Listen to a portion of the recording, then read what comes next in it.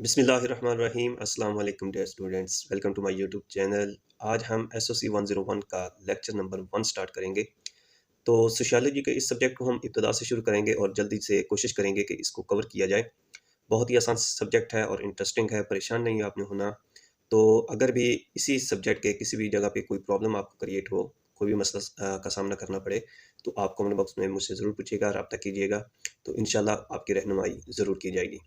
तो चलते हैं अपने लेक्चर की तरफ।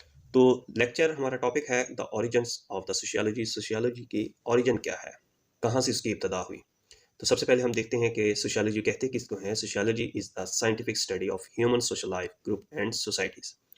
तो ये सोशल लाइफ जो इंसान दूसरे लोगों के साथ, दूसरी चीज़ों के साथ रह के अपनी ज़िंदगी को गुजारता है, ग्रुप्स की शक्ल में, सोसाइटी की शक्ल में, तो उसकी जो साइंटिफिक स्टडी है, उसका साइंसी मुताला जो है, उसको सोशियोलॉजी कहते हैं।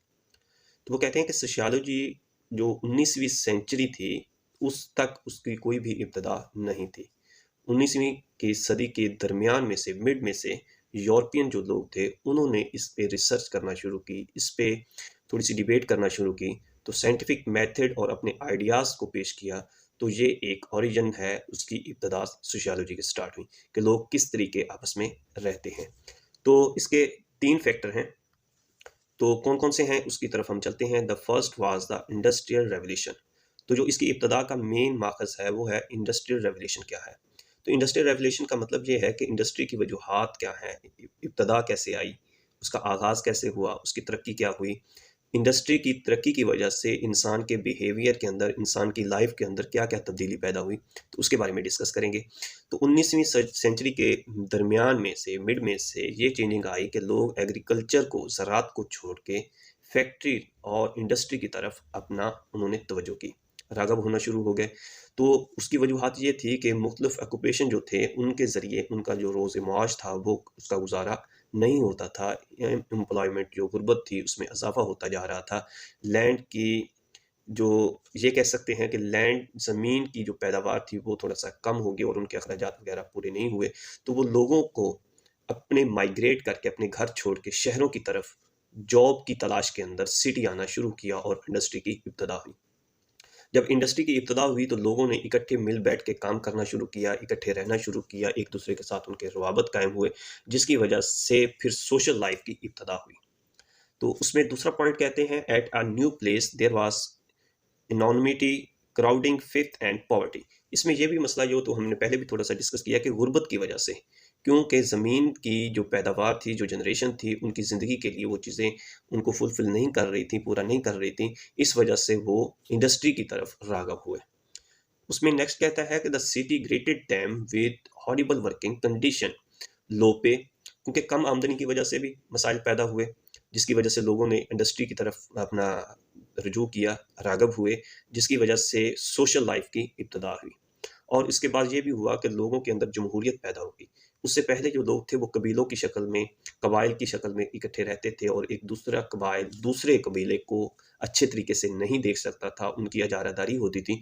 जब लोगों ने इकट्ठा रहना शुरू किया, पॉलिटिकल मसाइल पैदा हुए और डेमोक्रेटिक तरीके से, जमहूरियत के तरीके से, एक दूसरे के साथ बातचीत करने के तरीके के साथ रहना सहना शुरू किया, जिसकी वजह से फिर सोशल लाइफ की ज़िंदगी का इब्तदा हुई। तो उसमें सेकंड फैक्टर वो कहता है, सेकंड फैक्टर है इम्पेरियलिज्म का।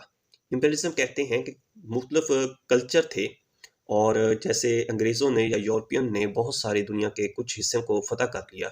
जैसे हम बरसगीर की बात करें तो अंग्रेज़ यहाँ पे भी आए और बरसगीर को उन्होंने फ़तह किया, तो वो अपने साथ अपना कल्चर भी लेके आए। लेकिन जब यहाँ पे आए तो उन्होंने देखा कि काफ़ी सारे लोग जो हैं वो मुख्तलिफ तरीके से ज़िंदगी गुजार रहे हैं, तो उन्होंने भी उन कल्चर को, उन तरीक़ेकार को अडॉप्ट किया, जिसकी वजह से फिर एक सोशल लाइफ, सोशियोलॉजी की इब्तदा हुई। तो तीसरा जो उसका मेन पॉइंट है वो है नेचुरल साइंसेस। तो क्योंकि कुदरती मनाज़र को वो मुख्तलिफ अंदाज से देखते थे कि अल्लाह ताला की तरफ से कायनात को किस अंदाज से बनाया गया है, फिर उस पर रिसर्च हुई। जब मुख्तलिफ आइडियाज़ आए, ऑब्जर्वेशन आई, सिस्टम को देखा गया, तो फिर ये भी इब्तदा हुई कि ह्यूमन बिहेवियर के अंदर क्या क्या तब्दीलियाँ पैदा हुई, ह्यूमन बिहेवियर को कैसे चेंज किया जा सकता है, ह्यूमन बिहेवियर के अंदर किस तरीके तब्दीली पैदा की जा सकती है। तो ये 3 फैक्टर थे जिसकी वजह से सोशल लाइफ की इब्तदा हुई।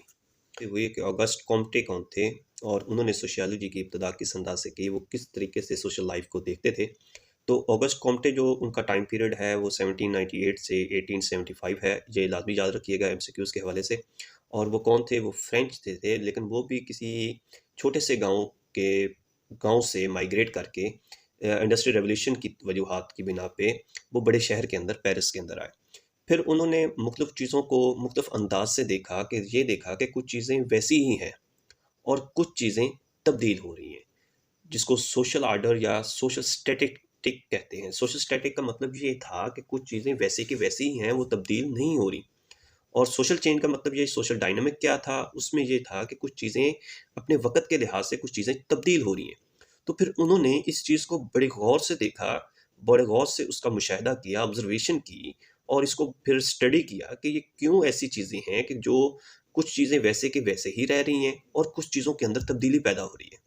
तो ये थे ऑगस्ट कॉम्टे। तो उन्होंने फिर मुख्तलिफ़ किस्म के आइडियाज़ को पैदा किया। This will be a new science of Comte name is as sociology. फिर कॉम्टे ने एक नई साइंस जिसको सोशियोलॉजी का नाम दिया गया 1838 के अंदर, the study of the society, और इसको नाम दे दिया कि ये सोसाइटी की स्टडी है। Comte is created with being the founder of sociology.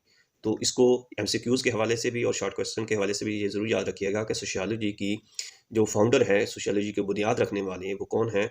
वो कॉम्टे हैं। और उन्होंने उसको सोशियोलॉजी का नाम दिया, स्टडी ऑफ लाइफ को, स्टडी ऑफ सोसाइटी को, 1838 के अंदर। उसके बाद है हर्बर्ट स्पेनर। तो इनका जो टाइम पीरियड है वो 1820 से 1903 तक है। वो इंग्लिशमैन थे और उनको सेकंड फाउंडर ऑफ सोशियोलॉजी भी कहा जाता है। वो ड्रोनिज्म, जो सोशल ड्रोनिज्म का नज़रिया था, उस पे यकीन रखते थे। वो ये समझते थे कि हर चीज़ जो कि ज़िंदगी के अंदर, कायनात के अंदर फ़िक्स लॉ के मुताबिक काम कर रही है।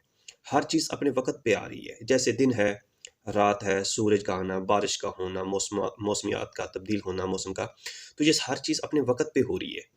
तो ड्रोनिज़्म, ये आपने बायो के अंदर भी पढ़ा होगा, ड्रोन का नज़रिया, जिसमें बायो की जानदारों की नई इकसाम जो स्पीशीज़ की तब्दील हो जाना, उसमें कहते हैं, वो कहते थे कि हम भी अपनी लाइफ़ को उन फैक्टर के तहत जो अपने वक़्त पे काम कर रही है, ये चीज़ स्ट्रॉन्ग कर देती है अपनी लाइफ़ को, उसके मुताबिक अपनी ज़िंदगी को हम गुज़ार रहे हैं। तो ये स्पेनर वाज़ अ सोशल फ़िलॉसफ़र भी इसको कहा जाता है कि ये एक सोशल फ़िलॉसफ़र थे, जो कि सोशल रिसर्चर भी थे, रिसर्च करते थे कि हम अपनी ज़िंदगी को किस अंदाज़ से गुज़ारें। तो इसमें सिर्फ़ ये याद रखना है कि हर्बर्ट स्पेनर जो थे, वो उनका लाइफ़ टाइम क्या था, 1820 से 1903 तक। वो इंग्लिशमैन थे और उसको सेकंड फाउंडर ऑफ सोशियोलॉजी कहा जाता था। और वो किस नज़रिए के मुताबिक अपनी ज़िंदगी को गुजारी उन्होंने, या किस नज़रिए पे यकीन रखते थे, वो था सोशल ड्रोनिज़्म का।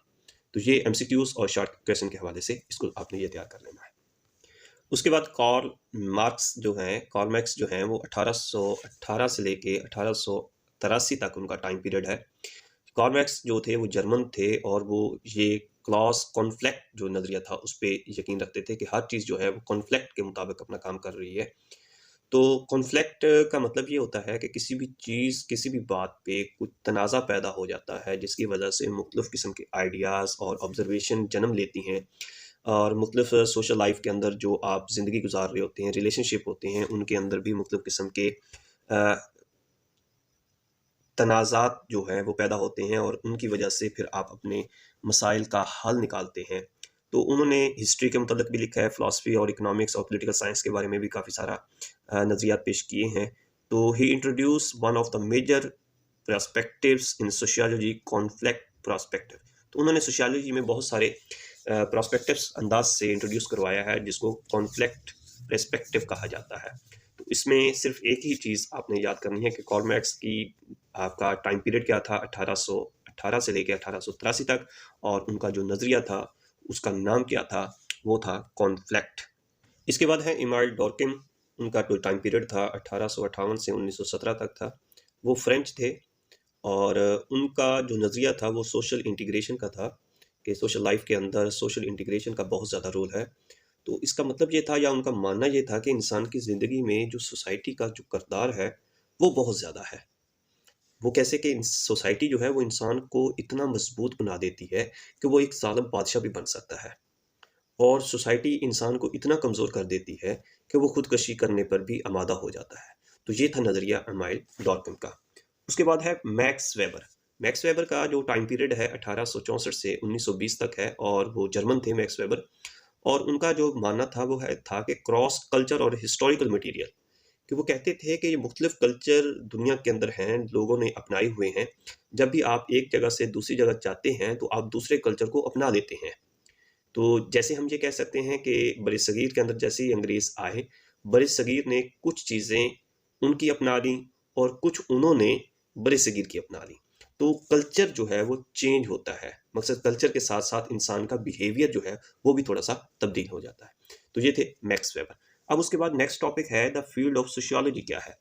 तो सोशियोलॉजी की ये है कि वो ज़िंदगी की लाइफ़ के अंदर बहुत सारे फील्ड के अंदर वर्क करती है। उसका किरदार है। तो ये काफ़ी सारे उनके फ़ील्ड के नाम दिए गए हैं, तो इसको देख लीजिएगा, इसमें कोई ख़ास अहम तो नहीं है। तो ये था हमारा आज का लेक्चर। उम्मीद करते हैं आपको समझ आ गई होगी। अगर फिर भी इसमें कोई भी कन्फ्यूज़न हो तो आप कमेंट बॉक्स में पूछ सकते हैं। तो अगर कोई भी मेरे चैनल पे नया है तो वो मेरे चैनल को ज़रूर सब्सक्राइब कीजिएगा, लाइक कीजिएगा और वीडियो को अपने दोस्तों तक शेयर कीजिएगा। अपनी दुआओं में याद रखिएगा। मिलेंगे नेक्स्ट वीडियो के साथ, तब तक अल्लाह हाफ़िज़।